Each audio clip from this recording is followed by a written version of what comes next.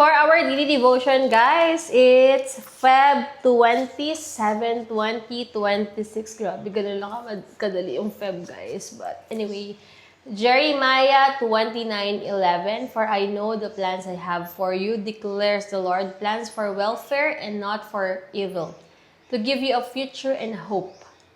God's plans for you and for your family are filled with hope.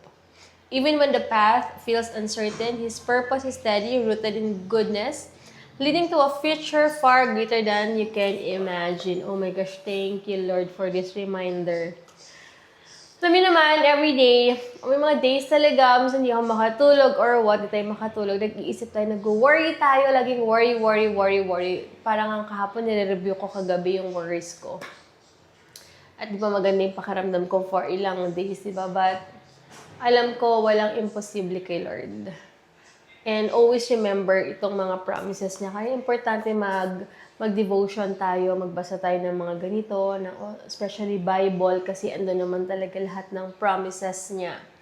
So, alam mo yun, isip ko talaga na pag nakakaisip ako ng negative, dapat, inisip ko, Lord, dapat hindi ko ito maisip kasi dapat may tiwala ako sa'yo, dapat hindi ko ito naisip kasi you're in control Siyempre, pero, di ba, human nature naman natin na mag-worry tayo, may fears talaga, pero dapat lagi i-rebuke. So, ito, it's a good reminder, guys, na hindi tayo pababayaan ni Lord kung ano man yung lalo kapag may anak kayo.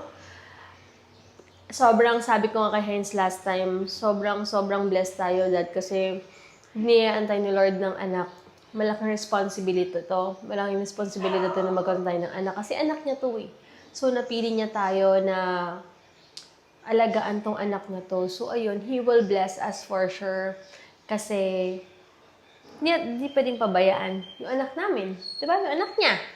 So, yun, and I know that He will provide. And lahat ng mga pinaproblema natin matatapos in His perfect time. Magtiwala lang tayo. Kayod lang, guys, pero balance, and God will do the rest. So, yun lang, remind lang tayo ni Lord na kung ano man yung mga worst and fears natin, lagi tayong magtitiwala lang sa Kanya.